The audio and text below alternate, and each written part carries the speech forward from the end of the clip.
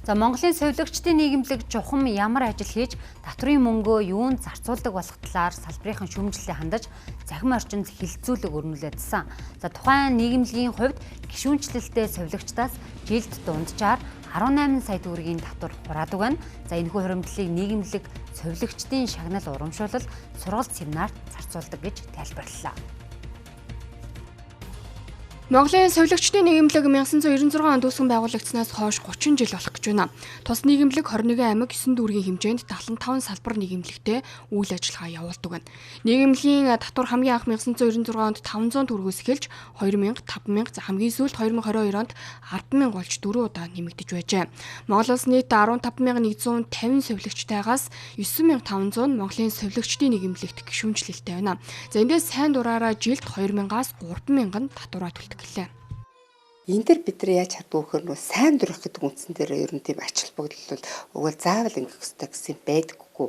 За бидэрт бол бас нэг дэмжлэг үзүүлээ, санхүүгийн хувьд бол дэмжлэг үзүүлээд идэг зүйл нь юу вэ гэхээр манайх нэг жил бүхэн бас одоо яг эрхийнхаа дагуу маш өндөр хяналтанд доор эрүүлийн хөгжлийнхаа төвийн хяналтанд доор зэрэг шалгалт зохион байгуулалт. Зэрэг шалгалт маань бол нөгөө 45000 төгрөг өгдөг.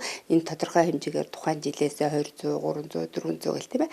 Ингээд одоо совилогч нар зэрэг горилдог. Энэ маань бол бас бидэрт тодорхой хэмжээний дэмжлэг болдог.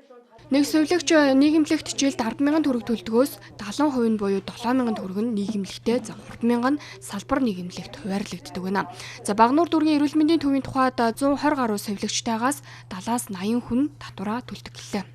30%-аар бол бид нар одоо нийгэмлэгээс ирсэн шагнал урамшуул одоо мөнгө урамшуул дагалдах тий ирсэн зүйл дээр нь бас жижиг гарын бэлэг ч юм уу авч өгөх мөн ур чадварынхаа өрөөнд шаардлагатай жишээлбэл жижиг хэрэгслэгэл халууны шил даралтын аппаратаас ахгуулад тухайн одоо шаардлагатай юмд бол хэрэглээ явдаг.